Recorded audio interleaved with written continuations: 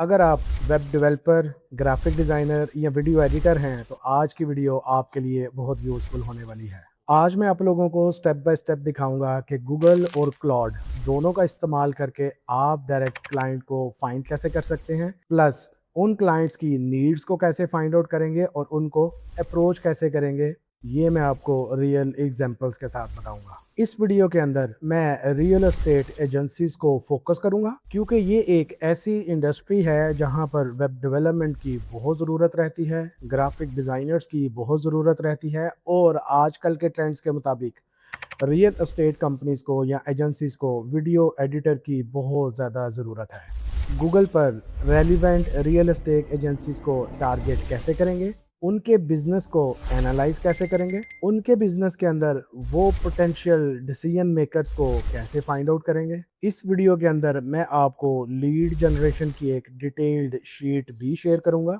और फिर उस बिजनेस के लिए जिसको हम फाइंड आउट करके उसको अप्रोच करेंगे, उसके लिए एक पर्सनलाइज्ड मैसेज को कैसे लिखना है, वो किस बंदे को सेंड करना है, प्लस फॉलो अप के लिए कौन कौन सी स्ट्रेटजीज का यूज़ करेंगे, ये तमाम चीज़ें मैं आज की इस वीडियो में कवर अप करूंगा। तो अगर आप फ्रीलांसर हैं और आप क्लाइंट को फाइंड आउट करने में स्ट्रगल करते हैं, तो आज की ये वीडियो पूरी ज़रूर देखिएगा क्योंकि आज मैं सिर्फ थ्योरेटिकल बातें नहीं करूंगा बल्कि आपको प्रैक्टिकल एक वो रोड मैप दूंगा जिसको आप अगर रोज़ाना की बेसिस पर यूज़ करें तो यकीनन आप बहुत पोटेंशियल क्लाइंट्स तक पहुंच सकते हैं। स्टेप नंबर 1 पे एक चीज़ आप ज़रूर ज़हन में रखें कि आपको इस चीज़ का पता होना चाहिए कि आपका क्लाइंट कौन है या फिर आप किस क्लाइंट को ढूंढ रहे हैं।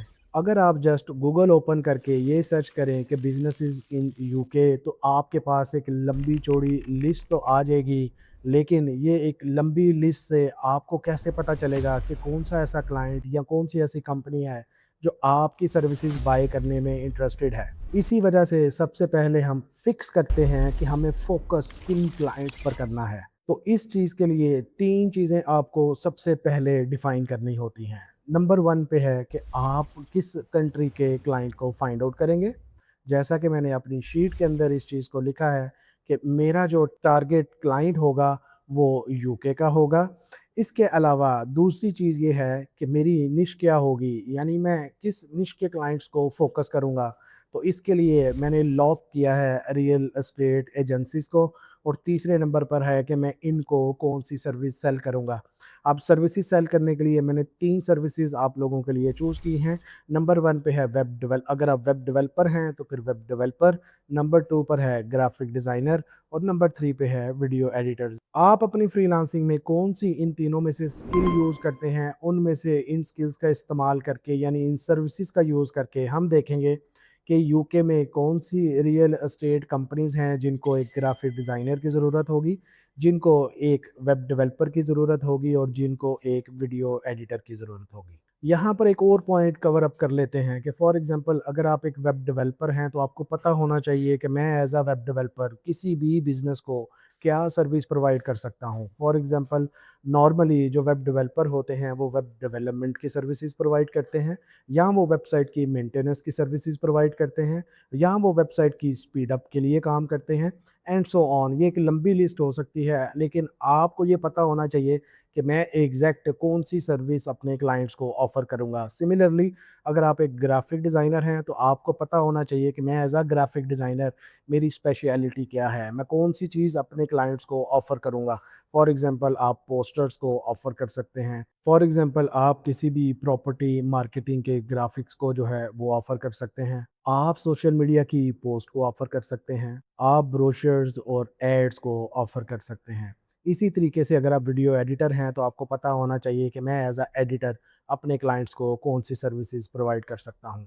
फॉर एग्जांपल आप प्रॉपर्टी वॉक थ्रू वीडियोज़ को ऑफ़र कर सकते हैं। आप रील्स और प्रमोशनल वीडियोज़ को ऑफ़र कर सकते हैं। तो इसी के साथ मेरी बहुत सारी चीज़ें कवर अप हो जाती हैं। फॉर एग्ज़ाम्पल अब मुझे ये नहीं सोचना कि मुझे क्या ऑफ़र करना है, मुझे किसको ऑफ़र करना है, मैं ये चीज़ें लॉक कर चुका हूँ। फॉर एग्ज़ाम्पल मैं यूके की रियल एस्टेट एजेंसीज़ को वेब डेवलपमेंट की सर्विसेज़ ऑफ़र करूँगा। फॉर एग्ज़ाम्पल मैं यूके की रियल एस्टेट कंपनीज़ को पोस्टर्स ऑफ़र करूँगा। फॉर एग्ज़ाम्पल मैं यूके की रियल एस्टेट कंपनीज़ को वॉक थ्रू वीडियोज़ ऑफ़र करूँगा। तो यहाँ पर इन 3 चीज़ों को सबसे पहले आपने लॉक करना होगा। लोकेशन, आपने किस निश को टारगेट करना है और आप उसको कौन-सी सर्विसेज़ ऑफ़र करेंगे। स्टेप नंबर 2 पे हमने जो चीज़ें लॉक की हैं, फॉर एग्ज़ाम्पल कौन-सी एजेंसीज़ होंगी यूके के अंदर, तो इसको देखने के लिए अब हम स्क्रीन पर चलते हैं और मैं आपको गूगल मैप का यूज़ करके वो तमाम यूके की एजेंसीज़ निकाल के दूँगा जिनको आप अप्रोच करेंगे।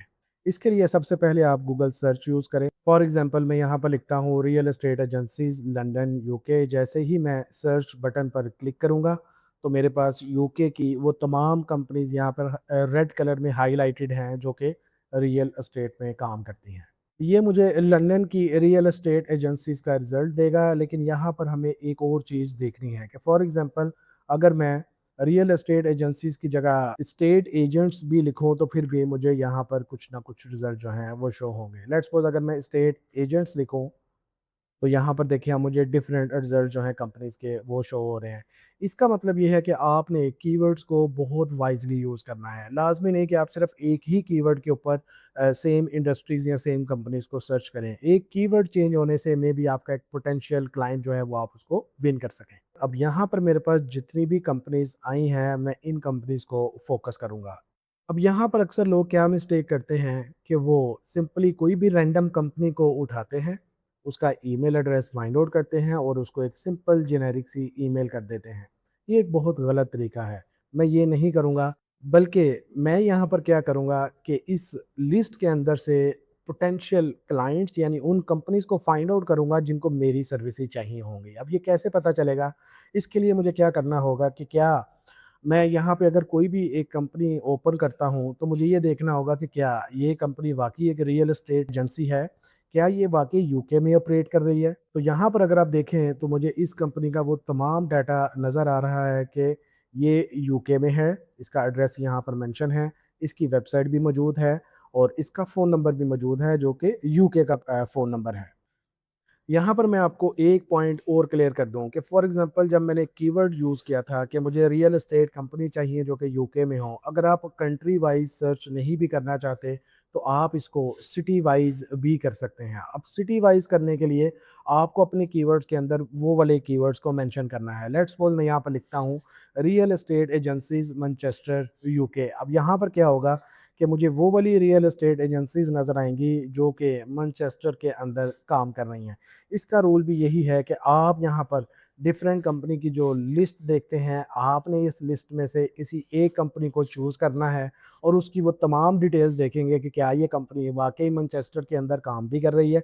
क्या इस कंपनी का जो कॉन्टैक्ट नंबर है वो यूके का है? और क्या इस कंपनी की वेबसाइट है या नहीं है? तो ये प्रोसेस जो है इसको आपने ज़रूर फ़ॉलो करना है। इसी तरीके से अगर मैं ये वाला कीवर्ड लिखता हूँ कि स्टेट एजेंट्स बर्मिंघम, तो यहाँ पर आप देखें आपको उस स्पेसिफिक सिटी के अंदर जितने भी रियल एस्टेट के एजेंट्स हैं उनकी लिस्ट यहाँ पर आपको मिल जाएगी। अगर मैं लिखता हूँ कि रियल एस्टेट एजेंट्स लीड्स, तो लीड्स भी एक यूके का जो है वो सिटी है, तो यहाँ पर आपको लीड्स के अंदर जितनी भी कंपनीज हैं वो मिल जाएंगी एंड सो ऑन। आप जितने भी यूके के अंदर जो स्टेट्स हैं आप उन स्टेट्स के अकॉर्डिंगली अकॉर्डिंगली भी उन एजेंसीज को फाइंड आउट कर सकते हैं। तो लाज़मी नहीं है कि आप सिर्फ यूके ही लिखें, बल्कि आप स्पेसिफिक सिटीज़ के अंदर भी जा सकते हैं। आप इसको इस तरीके से भी स्कैटर कर सकते हैं कि आप सबसे पहले ओवरऑल यूके के अंदर कंपनीज़ की लिस्ट को फाइंड आउट कर लें। वहाँ से जो मैं अभी आपको तरीका बताऊँगा आगे चल के, उसको फ़ॉलो अप करके आप पहले उनकी लिस्ट बना लें और उसके बाद फिर आप सिटीज़ पर मूव कर लें। उनमें से कोई 2-4 कंपनीज़ को फाइंड आउट कर लें। वो वाली कंपनी जो आपको हायर करने के लिए रेडी होंगी। अब यहाँ पर हमारे सामने लीड जनरेशन की एक लिस्ट तो मौजूद है, लेकिन हमें ये कैसे पता चलेगा कि किस कंपनी को वेब डेवलपर की ज़रूरत है और किस कंपनी को ग्राफ़िक डिज़ाइनर की ज़रूरत है और वो कौन-सी ऐसी कंपनी है जिसको इस वक़्त वाक़ई एक वीडियो एडिटर हायर करना है। और यहीं पर ये सिंपल सी एक गूगल की जो हमने सर्च की है, इसको हम कन्वर्ट करेंगे क्लाइंट प्रोस्पेक्ट के अंदर। मैं पर्सनली गूगल का ये जो टूल है इसको बहुत पसंद करता हूँ। उसकी रीज़न सिर्फ़ ये है कि अगर आप यहाँ पर किसी भी एक कंपनी को ओपन करें तो आपके पास उस कंपनी की तमाम डिटेल्स मौजूद होती हैं और यहाँ से बड़ा आसान हो जाता है इन कंपनीज़ को अप्रोच करना। तो मैं यहाँ पर क्या करता हूँ, सिंपली इस कंपनी की जो वेबसाइट है मैं इसको ओपन करता हूँ। अब इस कंपनी की वेबसाइट को ओपन करने के बाद मैं इस कंपनी की वेबसाइट का ये लिंक जो है इसको कॉपी करता हूँ। लिंक को कॉपी करने के बाद मैं ये एक लीड शीट बनाई है, आप गूगल के अंदर लिखें लीड शीट और मैं आपको गूगल लिंक इसका शेयर कर दूँगा, ताकि आप जब अपनी एक लिस्ट बनाएँ क्लाइंट को अप्रोच करने के लिए तो आप ये वाली शीट का इस्तेमाल करें। अब देखिए इस शीट के अंदर मैंने ऑलरेडी लिख दिया है कि मेरी जो टारगेट मार्केट है वो यूनाइटेड किंगडम होगी, मेरी निश जो है वो रियल एस्टेट एजेंसीज़ होंगी और सर्विसेज जो है वो मैं वेब डेवलपमेंट और यहाँ पर मैं ग्राफिक डिज़ाइनिंग भी लिख देता हूँ, प्लस वीडियो एडिटिंग भी मेंशन कर देता हूँ। अब ये करने के बाद मैं यहाँ पर जो है वो लीड 01 के अंदर मैं इस कंपनी की वेबसाइट को मेंशन कर देता हूँ और यहाँ पर मैं उस कंपनी का नाम लिख दूँगा। यहाँ पर मैं कंपनी की वेबसाइट को पेस्ट कर दूँगा और यहाँ पर मैं कंपनी का नाम लिख देता हूँ रेड ब्रिक। कंट्री कौन-सी है इसकी? यूके। यूके लिखने के बाद मैं उसका सिटी अगर मुझे मिल जाता है तो मैं उसका सिटी भी यहाँ पर मेंशन कर दूँगा। लेकिन अभी के लिए मैं जस्ट इसकी कंपनी की ये वाली डिटेल्स को फाइंड आउट करता हूँ।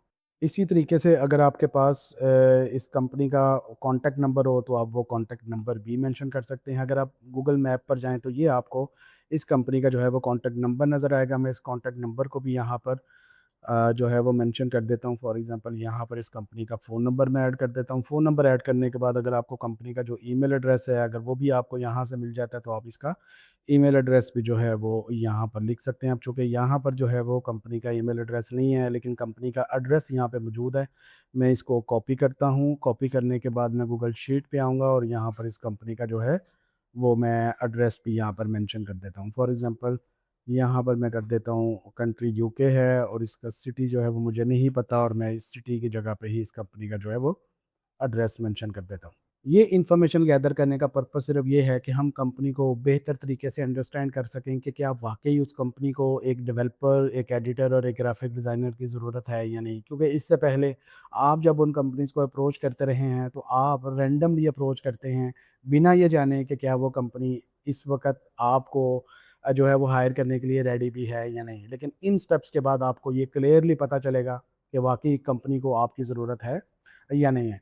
इसके बाद आप क्या करेंगे? अब यहाँ पर ये भी चीज़ हो सकती थी कि हो सकता है कि इस कंपनी की वेबसाइट ही ना होती। अगर वेबसाइट ना होती तो ये एक पोटेंशियल ऑप्शन होती है आपके पास कि अगर उस कंपनी की वेबसाइट नहीं है, लेकिन उसका फ़ोन नंबर और उसका ईमेल एड्रेस आपके पास है, तो फिर आप जस्ट वही इन्फॉर्मेशन लिखेंगे। सम टाइम लोग ऐसा भी करते हैं कि अगर किसी कंपनी की वेबसाइट ना हो तो फ्रीलांसर जो है वो उस कंपनी को टोटली रिजेक्ट कर देते हैं। आपने ऐसा बिल्कुल नहीं करना। आपने उस ज़रूरत को महसूस करना है जो कंपनी को इस वक़्त है। आपने बेसिकली वो अपॉर्च्युनिटी को खुद क्रिएट करना है, जो अपॉर्च्युनिटी उस कंपनी से आपको मिल सकती है कि वो कंपनी आपको हायर करे। तो यहाँ पर अगर मैं ये वाली वेबसाइट को ओपन करूँ तो मुझे यहाँ पर चंद एक चीज़ें खुद से पूछनी है। फॉर एग्ज़ाम्पल अगर आप एक वेब डेवलपर हैं, तो आपको खुद से पूछना चाहिए क्या ये जो वेबसाइट है ये एक्चुअल में अच्छी है या नहीं है? क्या ये वेबसाइट प्रोफ़ेशनल है या नहीं है? क्या मोबाइल पर ये प्रॉपर्ली काम कर रही है या नहीं? आप सिंपली राइट क्लिक करें, इंस्पेक्ट पर जाएँ और यहाँ पर इसको मोबाइल व्यू के अंदर देख लें कि क्या ये वेबसाइट जो है वो मोबाइल के अंदर ठीक परफ़ॉर्म कर रही है या नहीं? क्या इसका मेन्यू जो है वो ठीक से शो हो रहा है या नहीं है? तो ये वो तमाम चीज़ें हैं जो एक वेब डेवलपर एक वेबसाइट को देखते हुए खुद से ये क्वेश्चंस पूछ सकता है। इसके बाद आप ये भी देख सकते हैं कि क्या प्रॉपर्टी इस कंपनी के ऊपर प्रॉपर्ली लिस्टेड भी हैं या नहीं है। फॉर एग्ज़ाम्पल अब ये कंपनी ने अपनी कुछ प्रॉपर्टी जो है वो लिस्ट की हुई हैं, तो आप ये देखें किसी भी एक प्रॉपर्टी को अगर आप ओपन करें तो देखें क्या ये प्रॉपर्टी बाकायदा अच्छे तरीके से लिस्ट की हुई हैं या नहीं है। इसके अलावा क्या ये कस्टमर तक ईज़िली कॉन्टैक्ट भी कर सकते हैं हम या नहीं। और फॉर एग्ज़ाम्पल यहाँ देखें तो यहाँ पे आप इस कंपनी को ईज़िली कॉन्टैक्ट भी कर सकते हैं। तो सिंपली ये है कि ओवरऑल इस वेबसाइट को देखें कि क्या ये प्रोफ़ेशनली दिख रही है या नहीं दिख रही। अब लेट्स सपोज़ अगर आपको लगता है कि ये कंपनी की जो वेबसाइट है वो तो हर हवाले से ठीक है, तो क्या मुझे इसको रिजेक्ट कर देना चाहिए? आप ऐसा अभी भी नहीं करेंगे। उसकी रीज़न क्या है ये मैं आगे चल के बताता हूँ, क्योंकि मैं इसी कंपनी को पिच करूँगा इसकी कोई एक ऐसी चीज़ उठा के जहाँ पे वो कंपनी मुझे हायर करने के लिए विलिंग होगी। सिर्फ़ आपने एक चीज़ अपने ज़हन में रखनी है कि जब भी आप किसी एक कंपनी का या 50 कंपनीज़ का डाटा कलेक्ट कर रहे हों, तो आपने हमेशा फ़ोकस करना है उस कंपनी की प्रॉब्लम्स के ऊपर, क्योंकि आपने उनको सॉल्यूशन प्रोवाइड करना है। तो ये आपका माइंडसेट होना चाहिए कि आपने सिर्फ़ कंपनीज़ का डाटा ऐसे ही कलेक्ट नहीं करना या ऐसे ही रिजेक्ट नहीं कर देना, बल्कि आपका माइंडसेट ये होना चाहिए कि मैं उस कंपनी की कौन-सी ऐसी प्रॉब्लम है जिसको सॉल्व कर सकता हूँ।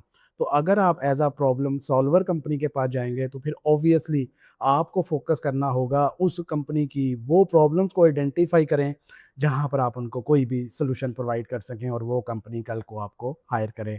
अब अगला स्टेप बहुत इंपॉर्टेंट है और वहाँ पे हमने फाइंड आउट करना है उस अपॉर्चुनिटी को जहाँ पर वो कंपनी हमें हायर करने के लिए विलिंग होगी। तो सबसे पहली जो चीज़ हमने देखी वो वेब डेवलपमेंट के हवाले से देखी कि फॉर एग्ज़ाम्पल अगर मैंने ये वेबसाइट देखी और मुझे इसके अंदर कोई भी एक इश्यू नज़र आया, तो मैं उस इश्यू को अपनी एक्सेल शीट के अंदर लिखूँगा। जबकि दूसरी साइड पे अगर मैं ग्राफ़िक डिज़ाइनर हूँ, तो मुझे इस वेबसाइट को एज़ अ डिज़ाइनर की नज़र से देखना है कि क्या ये जो कंपनी है उसका डिज़ाइन ठीक है, उसके कलर्स ठीक हैं, उसके फ़ॉन्ट्स ठीक हैं या उसके ओवरऑल जो इमेजेस कंपनी यूज़ कर रही है वो मॉडर्न हैं या नहीं है, क्या वो आउटडेटेड तो नहीं है साइट उसकी। तो ये सारी चीज़ें जो हैं वो आप यहाँ पर उसके अकॉर्डिंगली देखेंगे। इसी तरीके से अगर मैं एक वीडियो एडिटर हूँ तो फिर मुझे इस वेबसाइट को एज़ अ वीडियो एडिटर की नज़र से देखना पड़ेगा कि क्या ये कंपनी अपने सोशल मीडिया के अंदर प्रॉपर्टीज़ की रील्स भी बना रही है या नहीं बना रही। लेट्स सपोज़ मैं इस कंपनी का जो है वो इंस्टाग्राम ओपन करता हूँ। अब इंस्टाग्राम ओपन करने के बाद मैं देखूँगा कि क्या ये कंपनी वॉक थ्रू भी बना रही है या नहीं। तो यहाँ पर अगर आप देखें तो ये कंपनी प्रॉपर वॉक थ्रू भी बना रही है।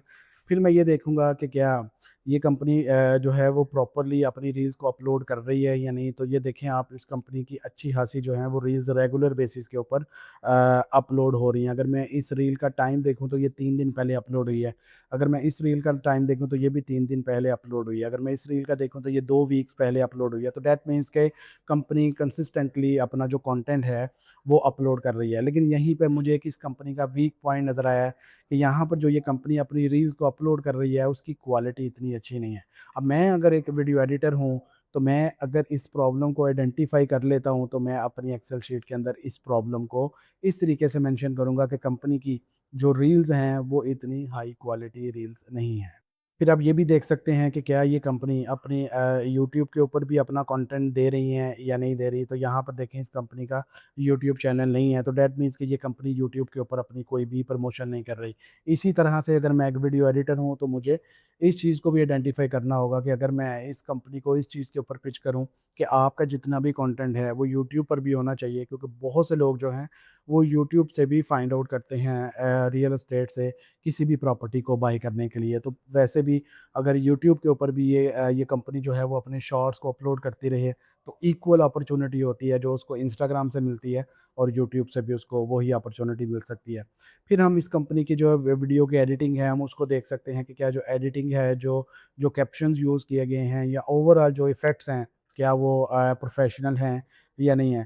और आपको यहाँ पर इनके इंस्टाग्राम को देखकर ये क्लियरली दिख रहा है कि कंपनी के जो ग्राफ़िक्स हैं या जो जो कैप्शंस हैं वो बहुत ज़्यादा प्रोफेशनल नहीं हैं, बल्कि ये सिंपली एक मोबाइल से एडिट की हुई वीडियोज़ हैं। तो अगर मैं इस कंपनी को अप्रोच करूँ एक अच्छे प्रपोज़ल के साथ वीडियो एडिटिंग के लिए, तो आप बिलीव करें ये कंपनी ज़रूर मुझे कंसिडर करेगी। एटलीस्ट वो मुझसे 1-2 रील्स ज़रूर माँगेगी कि आप हमें एक सैंपल के तौर पे जो है वो 1-2 रील्स ज़रूर भेजें। तो इसी तरीके से हम जो है वो क्लाइंट्स को विन करते हैं, लेकिन अभी आगे चल के मैं आपको बताता हूँ कि हमें इस कंपनी के अंदर जो है वो किस तरीके से खुद को सेल करना है। चूँकि ये तो मैंने सिर्फ़ एक कंपनी की जो है वो एग्ज़ाम्पल ली है, तो जब आप इस पूरी चीज़ को देखेंगे तो मेबी आपने 10 कंपनीज़ को फाइंड आउट करना है। उन 10 कंपनीज़ को एज़ अ डेवलपर के तौर पे आपने देखना है कि कौन से इसके अंदर जो है वो वीक पॉइंट्स हैं। एज़ वीडियो एडिटर के तौर पे देखना है, एज़ अ ग्राफ़िक डिज़ाइनर के तौर पे देखना है। अब चूँकि मैं रियल टाइम पे ये काम कर रहा हूँ, वीडियो रिकॉर्ड करते हुए, मैं स्क्रीन भी यूज़ कर रहा हूँ, तो मुझे जो प्रॉब्लम जिस प्रॉब्लम को मैंने आइडेंटिफ़ाई किया है, मैं उसी को यहाँ पे लिखूँगा। तो फॉर एग्ज़ाम्पल मैंने अब जो लिस्ट चूज़ की है, वो है मेरी वीडियो एडिटिंग की और यहाँ पर जो मेरा कॉन्टैक्ट पर्सन होगा, इसकी डिटेल मैं अभी थोड़ी देर बाद फाइंड आउट करूँगा। मैं इस कंपनी को लिंक्डइन पे भी देखता हूँ कि क्या ये कंपनी लिंक्डइन पर मौजूद है। तो अगर आप इनकी वेबसाइट पे जाएँ तो यहाँ पर जो है वो लिंक्डइन पर भी ये कंपनी मौजूद है। तो मैं लिंक्डइन से इस कंपनी के जो है वो प्रॉपर कॉन्टैक्ट जो है वो फाइंड आउट कर सकता हूँ। तो इस कंपनी के अंदर अभी 2 से 10 एम्प्लॉइज़ हैं। अब यहाँ पर इतनी गोल्डन अपॉर्च्युनिटी है मेरे पास कि कंपनी स्मॉल स्केल है। स्मॉल स्केल कंपनी को मैं अक्सर प्रेफ़र करता हूँ कि आप हमेशा स्मॉल स्केल कंपनीज़ को अप्रोच करें। जिस कंपनी के अंदर ऑलरेडी 8 से 10 बंदे सिर्फ़ काम कर रहे हों, उस कंपनी को अप्रोच करना बहुत आसान होता है और वहाँ पे डिसीज़न मेकर जो हैं, उन तक रसाई भी आपकी बहुत आसान हो जाती है। आप वहाँ पर उस कंपनी के किसी भी एक बंदे को अप्रोच करके, यानी जो उनका मार्केटिंग हेड हो, आप उसको अप्रोच करके ईज़िली उसको जो भी आप पॉइंट्स फाइंड आउट करेंगे आप उनको बता सकते हैं। अभी हम आते हैं यहाँ पर कि ये कंपनी के जो रिप्रेजेंटेटिव हैं हम उन तक कैसे पहुँचेंगे। तो फॉर एग्ज़ाम्पल अगर ये कंपनी है तो आप सबसे पहले इनकी प्रॉब्लम्स को जो है वो आइडेंटिफ़ाई करें।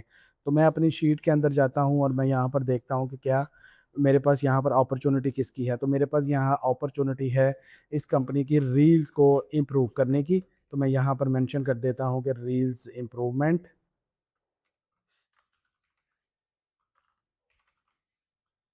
रील्स इम्प्रूवमेंट के बाद मैं यहाँ पर जो निश एडिट की थी, ये थी रियल एस्टेट की, तो मैं यहाँ पर रियल एस्टेट लिखूँगा, ना कि वीडियो एडिटिंग।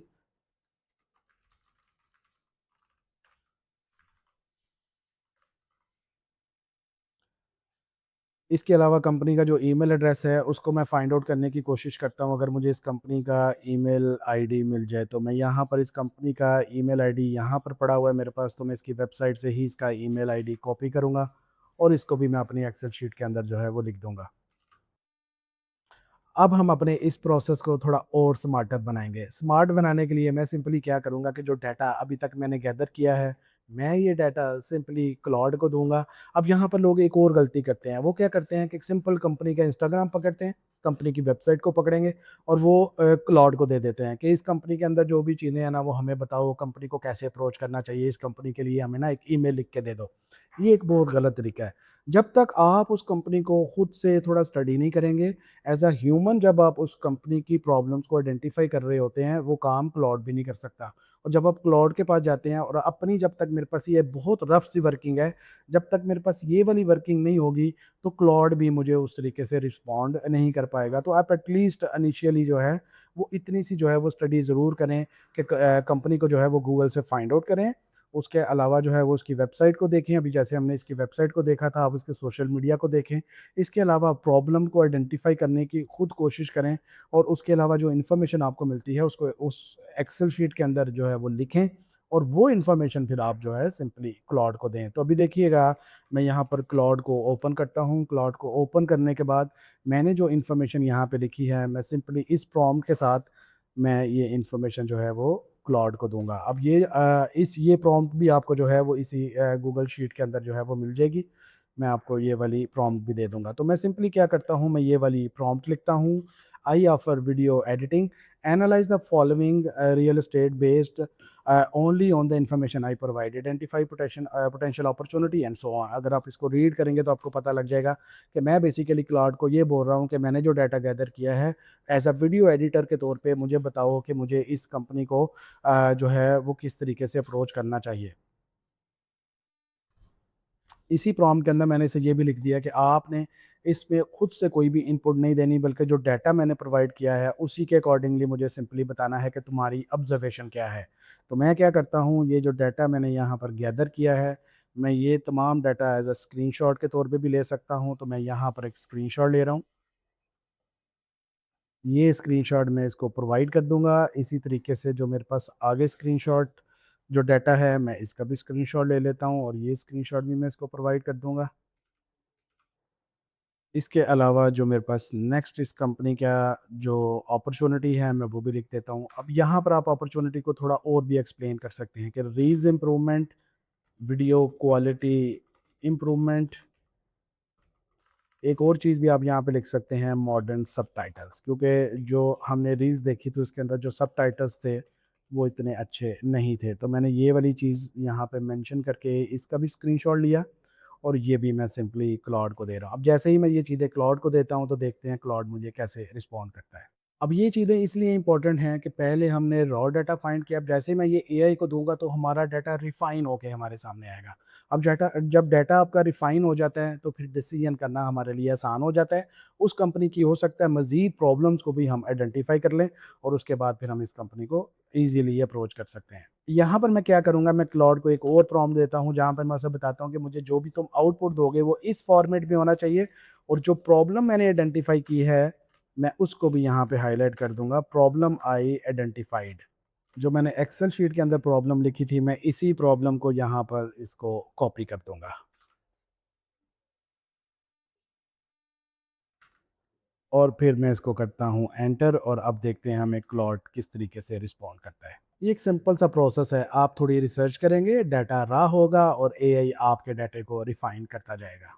तो ये देखिए मेरे पास एक बहुत सिंपल सा डाटा इसने दे दिया है कि वेबसाइट की जो अपॉर्चुनिटी है, अब देखिए उसने भी यही चीज़ बोली है कि अगर आप वेबसाइट में जाते हैं तो यहाँ पर लो अपॉर्चुनिटी होगी, और अगर आप इसमें ग्राफिक डिज़ाइन की अपॉर्चुनिटी में जाते हैं तो ये कहता है कि मैंने उसको आइडेंटिफाई नहीं किया, मैं उसको वेरीफाई नहीं कर सकता। तो उसको खुद बेसिकली फिजिकली वो वेबसाइट पहले आप दिखाएंगे, तो फिर वो आपको इसका रिजल्ट दे सकेगा। अब यहाँ पर उसने मुझे बता दिया है, अगर आप एंड पर देखें तो वो बता रहा है कि ये, अगर आपने वाक़ई उनकी वीडियोज़ के अंदर ये प्रॉब्लम देखी है, तो ये एक पॉज़िटिव सिग्नल हो सकता है उस कंपनी को अप्रोच करने के लिए। और इसी के साथ उसने मुझे उस बंदे का नाम भी बता दिया है, जो उस कंपनी के अंदर पोटेंशियल डिसीज़न करता है। अगले स्टेप पे यही हम करेंगे कि हमें क्या करना है कि हमें इस बंदे को किसी न किसी तरीके से अप्रोच करना होगा। अब मैं क्या करता हूँ, मैं गूगल पे जाऊँगा और मैं इस बंदे को सर्च करने की कोशिश करता हूँ, रेड विलियम्स जो है वो रेड ब्रिक्स में। तो ये देखें मुझे गूगल ने इस बंदे का पूरा जो है वो लिंक्डइन प्रोफाइल दे दी।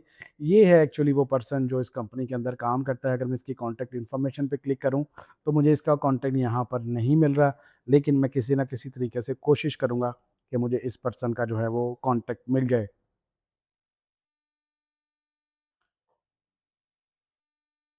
ये है जी इस बंदे का कॉन्टैक्ट। अब देखिए मैंने क्या किया, मैंने गूगल पे उस बंदे का नाम लिखा, मैंने साथ लिंक्डइन लिखा, और लिंक्डइन के ऊपर अगर मुझे इस बंदे का कॉन्टैक्ट नहीं मिला, तो एक अलग पेज भी उनकी वेबसाइट पे ही बना हुआ है, जहाँ पे वो बंदा भी मौजूद है, उसकी पोज़ीशन भी मौजूद है, और उसका कॉन्टैक्ट नंबर भी, और इवन उसका ईमेल एड्रेस भी मौजूद है। अब मैं क्या करूँगा, मैं ये वाला कॉन्टैक्ट नंबर उठाऊँगा। अब जो पहले मैंने फ़ोन नंबर लिया था, मैं उस फ़ोन नंबर को पिक नहीं करूँगा, बल्कि मैं इस फ़ोन नंबर को लिखूँगा, और यहाँ पर जो मुझे इसका ईमेल आईडी था, मैं इस ईमेल आईडी को कॉपी करूँगा। अब जो ईमेल आईडी है, मैं वो वाला ईमेल यहाँ पर जो है वो प्लेस करूँगा, पहले वाला ईमेल मुझे नहीं चाहिए। तो ये एक वो बंदा है उस कंपनी का जिसको मैं अभी अप्रोच करने जाऊँगा। अभी तक हमने जो किया वो ये था कि रियल एस्टेट कंपनी की निश को चूज़ किया। हमने रियल एस्टेट कंपनी जो यूके के अंदर थी उनकी लिस्ट को फाइंड आउट किया। उसमें से किसी एक कंपनी को ओपन किया, उसको 3 हवालों से देखा, वेब डेवलपमेंट, ग्राफ़िक डिज़ाइनर के हवाले से और एज़ अ वीडियो एडिटर के हवाले से, कि अगर मैं वीडियो एडिटर हूँ, तो मैं उस कंपनी की क्या चीज़ सॉल्व कर सकता हूँ, अगर मैं डिज़ाइनर हूँ, तो मैं उस कंपनी के लिए क्या सॉल्यूशन प्रोवाइड कर सकता हूँ, और अगर मैं डेवलपर हूँ, तो मैं क्या सॉल्यूशन प्रोवाइड कर सकता हूँ। ये तमाम मैंने बेसिक इन्फॉर्मेशन को जो है वो अपनी एक्सेल शीट के अंदर मेंशन किया।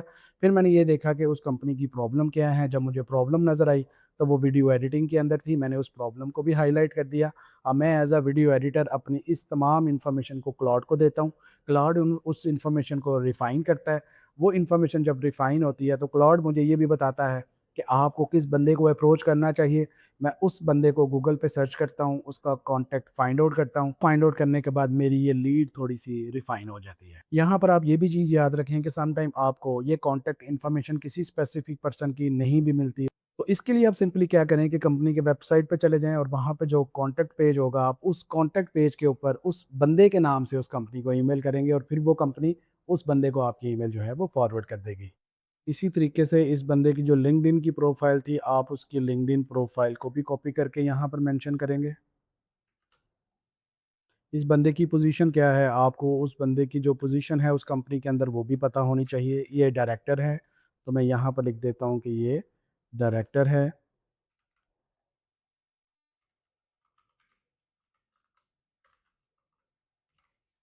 डायरेक्टर होने के बाद ये कॉन्टैक्ट पर्सन का नाम क्या है, और इसका नाम है मैथ्यू विलियम। तो अभी तक मेरे पास जो मेरी एक्सेल शीट थी उसके अंदर मैंने ये तमाम सेक्शंस को कंप्लीट कर लिया। कंप्लीट करने के बाद अब देखें कि मेरे पास इस कंपनी को जो है वो उसका स्टेटस क्या है, तो अभी मैं इसको कर लेता हूँ इन प्रोसेस।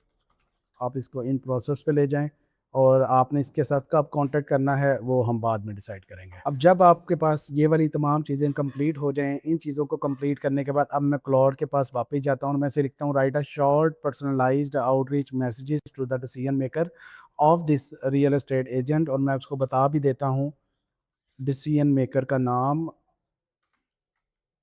मैथ्यू विलियम उसका नाम था। तो देखिए, अब जो ईमेल उसने मुझे लिख के दी है, उसने किसी जगह भी उस कंपनी को जो है वो क्रिटिसाइज़ नहीं किया, बल्कि उसने बताया है कि मैं भी एडिटर हूँ और मैं आपकी इन रील्स को इस तरीके से कट और कैप्शंस दूँगा कि वो रील जो है वो कन्वर्ट हो सके मोर इंक्वायरीज़ के अंदर। क्योंकि क्लाइंट जो है वो हमेशा इंक्वायरीज़ के ऊपर फ़ोकस करता है। वो इंस्टाग्राम पे जो भी रील्स लगाता है, उसके बदले में उसको क्लाइंट्स मिलने चाहिए। तो इसने फ़ोकस ही उसी चीज़ पे किया है कि मैं आपको जो है वो इंक्वायरीज़ के ऊपर कैसे जो है वो इम्प्रूवमेंट दे सकता हूँ। अब ये एक मैसेज है, मैं इस मैसेज को जो है वो यो यहाँ पे कहीं भी लिख सकता हूँ। मैं यहाँ पे इसको लिख सकता हूँ, फॉर एग्ज़ाम्पल मैं अपनी इस ईमेल को अभी के लिए मैं यहाँ पे लिख देता हूँ, मैं नोट्स की जगह पे लिख लेता हूँ कि ईमेल, और ये मैंने ईमेल यहाँ पर अभी के लिए स्टोर कर ली। ये क्लॉड जब आपको ईमेल देगा तो आपने इस ईमेल को थॉरोली खुद भी पढ़ना है। ऐसा नहीं करना कि आप एज़ इट इज़ उसी को कॉपी करके आप जो है वो क्लाइंट को भेज दें, बल्कि एक दफ़ा उसको खुद थॉरोली पढ़ें कि क्या जो चीज़ें आपने आइडेंटिफ़ाई की थी, उसके अकॉर्डिंगली क्लॉड ने आपको ईमेल लिख के दी है या नहीं। क्लॉड से ईमेल लिखवाने का सिर्फ़ पर्पज़ ये है कि आपकी ईमेल ज़रा अच्छी रिफाइंड वे में आपको मिले और वो क्लाइंट को आप फिर उसको सेंड करें। अब यहाँ पर आपने सिंपली क्या करना है, अपना ईमेल खोलना है, इस ईमेल को कॉपी करना है, मैथ्यू का ईमेल आईडी आपके पास है, आप उसको ये ईमेल करें। ईमेल करने के बाद आपने 10 से 15 दिन वेट करना है और आपने अपने यहाँ पर एक्सेल शीट के अंदर इसका स्टेटस लिख देना है कि आपने जो है वो इस डेट को इस बंदे को जो है वो ईमेल फॉरवर्ड की थी। उसके बाद 15 डेज़ तक आप वेट करें और उसके बाद आपने दोबारा से फ़ॉलो अप ईमेल करनी है। फ़ॉलो अप के लिए आप दोबारा से क्लाउड के पास जाएँगे। क्लाउड को आप बोलेंगे कि ये ईमेल मैंने इस कंपनी को की थी, वो ईमेल मैंने ऑलरेडी अपने पास स्टोर भी रखी हुई है, और उसको बोलें कि इसी चीज़ के ऊपर मुझे एक फ़ॉलो अप ईमेल करें। सम टाइम लोग क्या करते हैं, वो एक दफ़ा ईमेल करते हैं और क्लाइंट उसको रिस्पॉन्ड नहीं करता, तो वो दोबारा से उस कंपनी को कभी भी अप्रोच नहीं करते।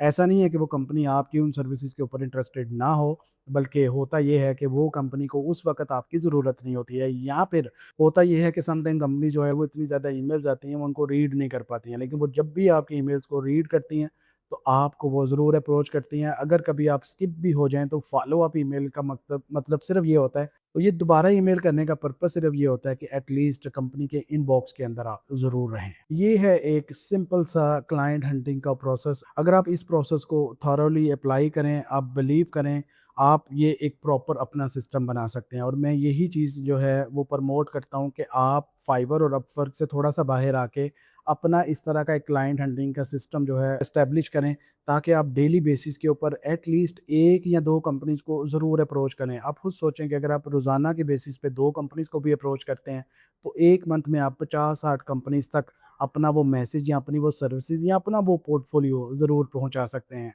इन्हीं 50-60 कंपनी में से कोई एक आध कंपनी आपको ईज़िली मिल सकती है। फ्रीलांसिंग के अंदर क्लाइंट्स का वेट मत करें। अगर आपके पास कोई स्किल है, तो इसके बाद जो आपको स्किल फाइंड आउट करनी है, वो ये है कि फाइंडिंग द राइट क्लाइंट्स। मैंने ये कंप्लीट प्रोसेस आपको अपनी इस वीडियो में बता दिया है। अगर आप ये पूरे प्रोसेस को एज़ इट इज़ फॉलो करें, तो आप ईज़िली एक अच्छे क्लाइंट तक पहुँच सकते हैं। क्लाइंट हंटिंग के इस प्रोसेस को मैं रिपीट करता हूँ, अगर आप इस प्रोसेस को अप्लाई करें, तो आप ईज़िली एक राइट क्लाइंट तक पहुँच सकते हैं। नंबर 1 पे है फाइंड द बिज़नेस, नंबर 2 पे है क्वालिफाई द अपॉर्च्युनिटीज़, नंबर 3 पे है find the decision maker, number 4 पे है रिकॉर्ड एवरीथिंग, और नेक्स्ट स्टेप पे है पर्सनलाइज़ योर आउटरीच, और लास्ट पर है फॉलो अप। अगर आप इस प्रोसेस को फॉलो करें, तो यही आपका एक क्लाइंट हंटिंग सिस्टम बन सकता है।